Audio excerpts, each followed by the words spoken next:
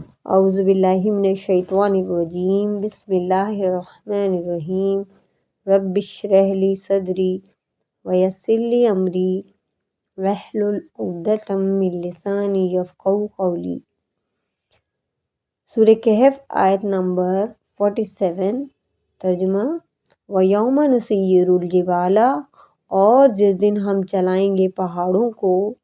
وَتَرَى الْأَرْضَ، اور آپ دیکھیں گے زمین کو، بارزۃً، کھلی ہوئی عیاں، وَحَشَرْنَاهُمْ، اور اکٹھا کر لیں گے ہم انہیں، فَلَمْ نُغَادِرْ مِنْهُمْ، پھر نہیں ہم چھوڑیں گے ان میں سے، أَحَدًا، کسی ایک کو، اور پہاڑ چلا دیے جائیں گے۔ وہ اپنے آپ نہیں چلیں گے بلکہ فورسفلی چلا دیے جائیں گے۔ نسیر جو ورڈ آ رہا ہے وہ زبردستی چلانے کے لیے آ رہا ہے، کیونکہ ہم جانتے ہیں قرآن میں ہی آتا ہے کہ اللہ تعالیٰ نے پہاڑوں کو میخوں کی شکل میں جما دیا ہے تاکہ زمین جم کے رہے۔ تو جب کوئی چیز اتنی مضبوطی سے زمین میں اٹکی ہوئی ہے تو اسے چلنے کو صرف اللہ تعالیٰ کا حکم ہی ہے جو اسے چلا سکتا ہے۔ تو اللہ تعالیٰ کے حکم سے وہ لوگ اڑ جائیں گے، سارے پہاڑ اڑنے لگیں گے، اور زمین پہ جب پہاڑ ہی اڑ گئے تو باقی بھی کوئی چیز باقی نہیں رہے گی۔ مطلب سب سے بھاری اور وزنی چیز کا اگزامپل دے دیا گیا کہ اس کو اڑا دیا اللہ تعالیٰ نے، زمین پوری خالی ہو جائے گی، اور ہم اکٹھا کر لیں گے ہر ایک کو، یعنی کہ سارے جانداروں کو، اور کسی ایک کو بھی چھوڑا نہیں جائے گا۔ انسان، جانور، پرندے، کیڑے مکوڑے، سب کو حساب کے لیے جمع کیا جائے گا۔ حدیث کا مفہوم ہے کہ غیر سینگ کی بکری کو بھی سینگ والی بکری سے بدلہ دلوایا جائے گا، کیونکہ وہ یوم جزا ہوگا، بدلے کا دن ہوگا۔ تو جس نے بھی جس کا حق مارا ہوگا اس سے اس کا حق دلانا ہے۔ وہ بدلے کا دن جس کا وعدہ قرآن میں اللہ تعالیٰ نے کیا ہے وہ آ جائے گا، اور اللہ تعالیٰ ہر ایک کو اس کا بدلہ دلوائے گا۔ دنیا میں کسی وجہ سے وہ ہر ایک آدمی اپنا اپنا بدلہ نہیں لے سکتا، کوئی بھی ریزن ہو سکتا ہے، کہیں ناانصافی ہوتی ہے، کہیں مسکین اور غریب انسان کے اوپر جو پیسے والے لوگ ہیں، اقتدار میں لوگ ہیں، وہ ظلم کرتے ہیں، کسی کی زمین ہڑپ کر لیتے ہیں، کسی کا سونا ہڑپ کر لیتے ہیں، کسی کو صرف ظلم کی وجہ سے مار دیا جاتا ہے۔ تو ان سب کا بدلہ دینے کا وقت آ جائے گا۔ آیت نمبر 48، وَعُرِضُوا عَلَىٰ رَبِّكَ صَفًّا، اور وہ پیش کیے جائیں گے آپ کے رب پر صف در صف، یعنی قطاروں میں۔ لَقَدْ جِئْتُمُونَا، البتہ تحقیق آ گئے تم ہمارے پاس، کَمَا خَلَقْنَاكُمْ، جیسا کہ پیدا کیا تھا ہم نے تمہیں، اول مرۃ، پہلی مرتبہ، بل زعمتم،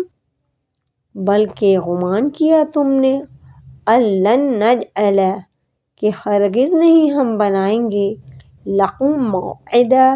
تمہارے لیے کوئی وعدے کا وقت یا جگہ۔ اور جو یہ اکٹھا ہونے والا دن ہوگا، سارے جاندار جب اکٹھا ہوں گے تو وہ اپنے رب کے سامنے صفوں میں کھڑے ہوں گے، ایک صف کے بعد دوسری صف، صف در صف، اور کوئی مس مینجمنٹ نہیں ہوگا، کوئی دھکا مکی نہیں ہوگی، سب لوگ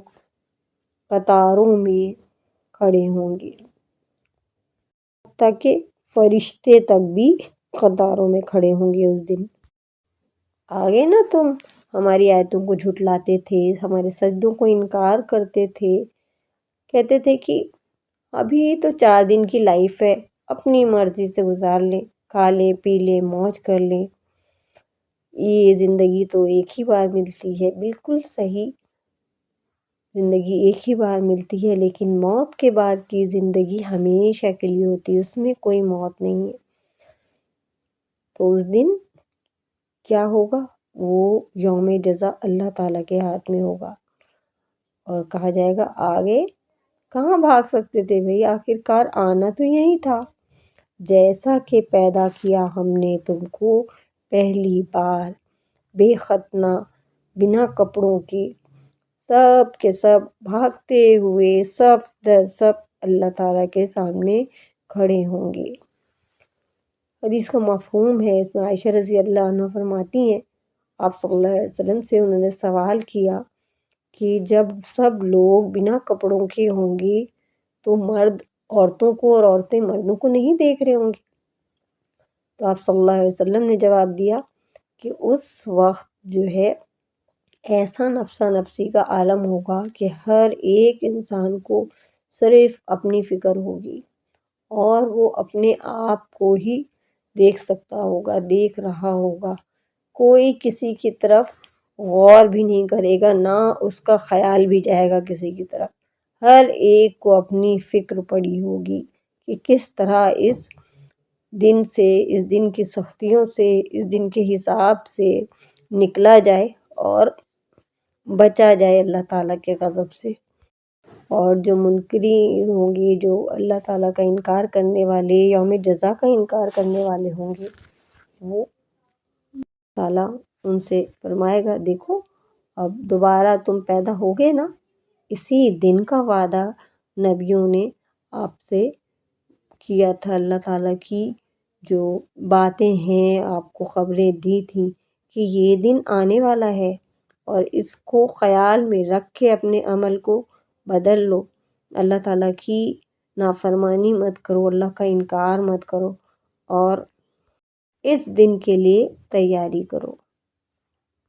تو وہ دن جب آئے گا جس دن ہمیں اپنے پوری لائف کا ایک ایک سیکنڈ کا حساب دینا ہوگا، تو ہمیں یہ سوچنا چاہیے آج جب ہم زندہ ہیں، جب ہم یہ کتاب دیکھ رہے ہیں، اس کی آیتوں کو پڑھ رہے ہیں اور اللہ تعالیٰ کے وعدے کو پڑھ رہے ہیں، تو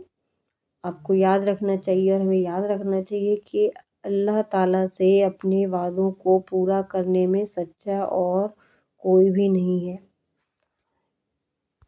اِنَّکَ لَا تُخْلِفُ الْمِیعَاد، بے شک وہ اپنی وعدے کے خلاف نہیں کرتا، تو اللہ تعالیٰ کا وعدہ سچا ہے۔ اور اس سے پہلے کہ وہ دن آئے جب ہمیں اپنا ایک ایک سیکنڈ کا حساب دکھایا جائے اور اس سے سوال کیا جائے، تو کیوں نہ ہم ابھی سے اپنے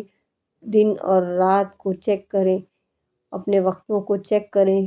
کہ کوئی ایسی چیز تو ہم نہیں کر رہے جو اس دن ہمارے لیے